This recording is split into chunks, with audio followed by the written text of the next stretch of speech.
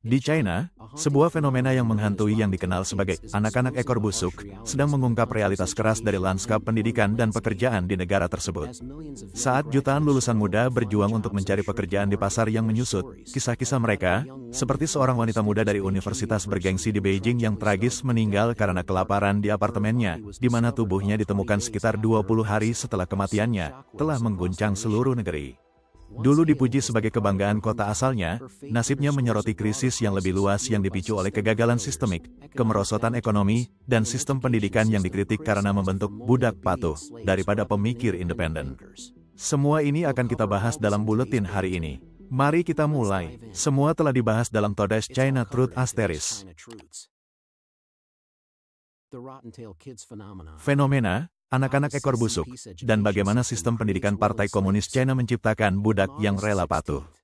Pada tanggal 16 Agustus tahun 2024, pemilik rumah di Xi'an membagikan kisah tragis seorang wanita berusia 33 tahun dari desa miskin di daerah otonomi Ningxia-Hui, seorang lulusan universitas bergengsi di Beijing.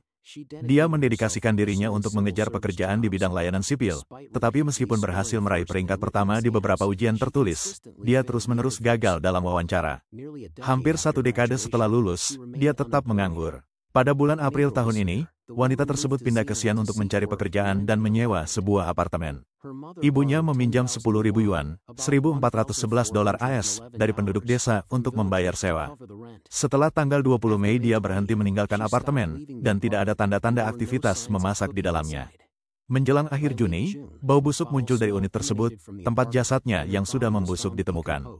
Wanita ini hanya mewakili salah satu dari jutaan lulusan yang berjuang untuk menemukan pekerjaan di China saat ini, kelompok yang kini dikenal sebagai anak-anak ekor busuk. Menurut laporan Reuters, istilah anak-anak ekor busuk semakin populer di media sosial China, yang menyamakan lulusan tanpa pekerjaan, meskipun bertahun-tahun bekerja keras, dengan jutaan rumah yang belum selesai dibangun, atau gedung ekor busuk, yang telah membebani ekonomi China sejak tahun 2021. Musim panas ini, rekor 11,79 juta lulusan universitas memasuki pasar kerja yang paling lesu, karena ekonomi berjuang dengan krisis real estate, dampak pasca COVID-19, pengetatan regulasi di sektor-sektor utama, serta kebijakan yang mendukung produktivitas berkualitas baru. Data resmi menunjukkan bahwa pada bulan Juli, tingkat pengangguran pemuda perkotaan usia 16 hingga 24 naik menjadi 17,1%, tertinggi tahun ini, di luar siswa yang masih bersekolah.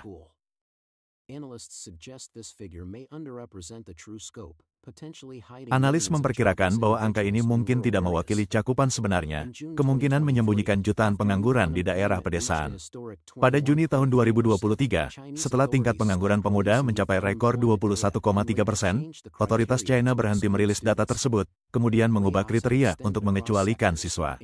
Pemutusan hubungan kerja meluas ke berbagai sektor, termasuk perusahaan besar seperti Tesla, IBM, dan ByteDance. Bahkan pekerjaan pemerintah yang dulu dianggap aman pun terkena dampaknya.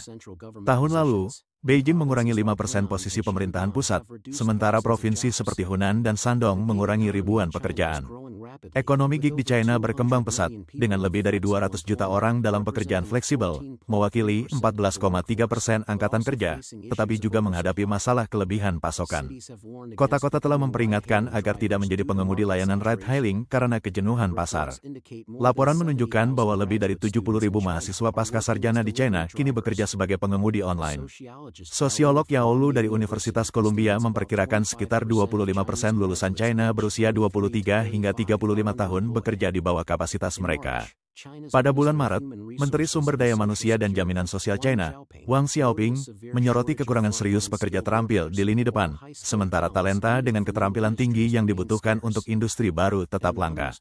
Seorang ekonom China yang tidak disebutkan namanya mengatakan kepada Reuters bahwa banyak dari hampir 48 juta lulusan universitas di China memulai karir mereka dengan gaji rendah dan berkontribusi minim dalam pajak seumur hidup mereka. Dia menggambarkan ini sebagai pemborosan besar modal manusia, meskipun bukan berarti generasi yang hilang. Menghadapi penolakan pasar kerja, pemuda pengangguran di China berbagi tips bertahan hidup untuk menghadapi pengangguran jangka panjang. Tagar media sosial seperti pengangguran, diari pengangguran, dan dipecat telah mengumpulkan 2,1 miliar tampilan di Xiaohongshu, sebuah platform China mirip Instagram yang menyoroti penyebab pengangguran di China. Fenomena anak-anak ekor busuk menyoroti kesulitan yang dihadapi banyak lulusan dalam mencari pekerjaan. Mantan jurnalis media China Xiaolan Jian mengatakan kepada Vision Times bahwa tingginya tingkat pengangguran di China telah mendorong jutaan lulusan universitas ke dalam kesulitan pekerjaan. Meskipun memiliki kualifikasi pendidikan yang tinggi, banyak yang terpaksa menerima pekerjaan dengan gaji rendah, sementara sebagian anak muda terpaksa kembali ke kampung halaman mereka dan menjadi anak penuh waktu, bergantung pada orang tua mereka untuk dukungan. Xiao mengatakan bahwa jika situasi ini terus berlanjut, kaum muda akan terus berbaring, istilah yang digunakan untuk menggambarkan sikap apatis terhadap perjuangan hidup, atau seperti lulusan perempuan dari Ningxia, mengambil nyawa mereka sendiri, atau bangkit melawan sistem yang tidak adil ini. Ayah wanita tersebut, yang pergi ke Xi'an untuk mengurus pemakaman putrinya, percaya bahwa kegagalan putrinya dalam ujian pegawai negeri disebabkan oleh ketidakadilan. Dia beralasan bahwa jika bahkan peraih nilai tertinggi tidak diterima, itu pasti karena dia berasal dari keluarga pedesaan tanpa koneksi, dan posisi tersebut diambil oleh seseorang dengan koneksi yang lebih baik. Dia berkomentar bahwa putrinya adalah harapan seluruh keluarga di desa. Sementara itu, pemilik rumah merasa bahwa wanita tersebut terlalu terfokus pada lulus ujian pegawai negeri dan bisa merasakan tekanan besar yang dia alami.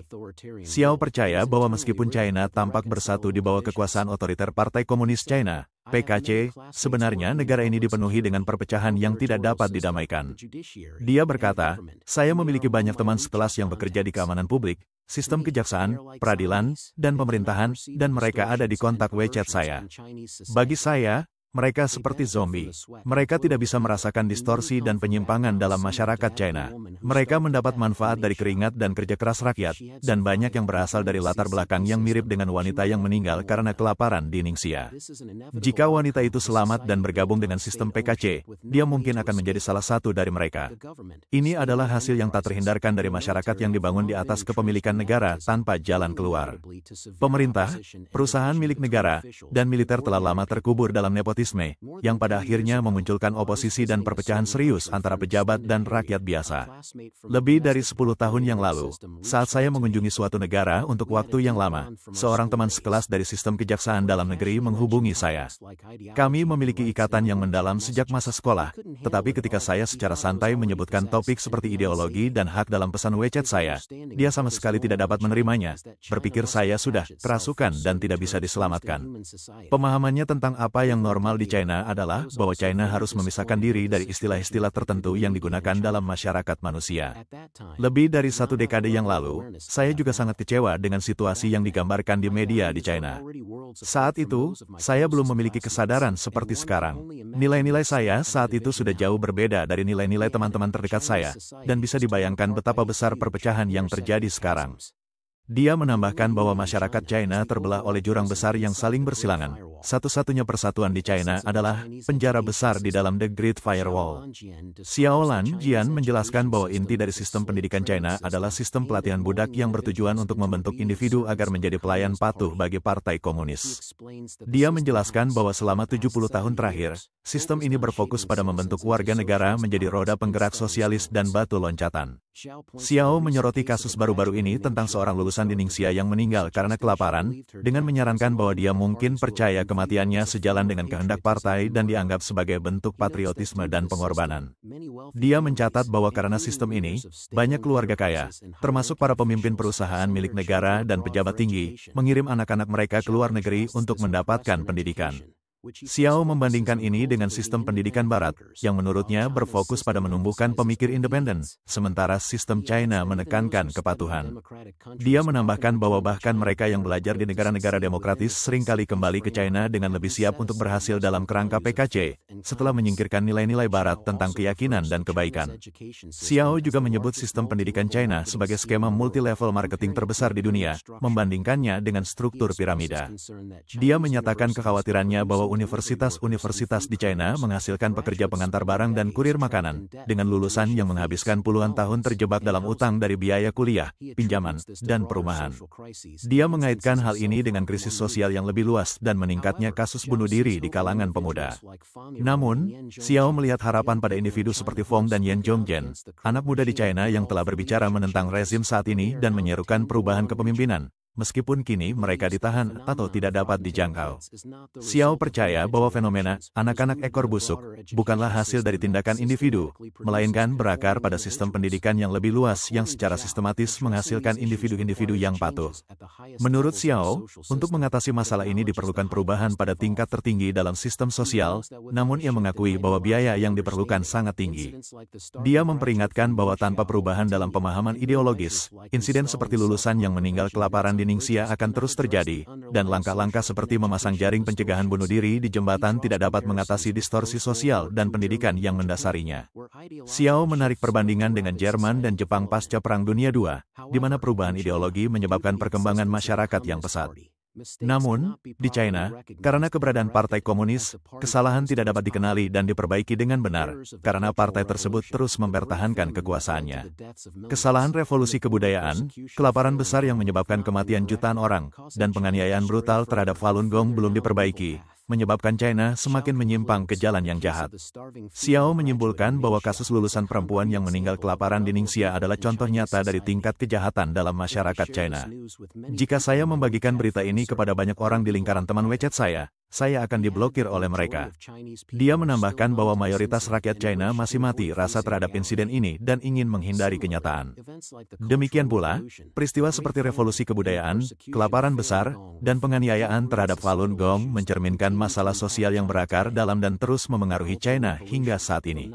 Revolusi kebudayaan, yang berlangsung dari tahun 1966 hingga 1976, adalah gerakan sosiopolitik yang diprakarsai oleh Mao Zedong, pemimpin Partai Komunis China, untuk menegaskan kembali kendalinya atas partai dan negara. Mao percaya bahwa PKC menjadi terlalu birokratis dan menyimpang dari cita-cita revolusioner.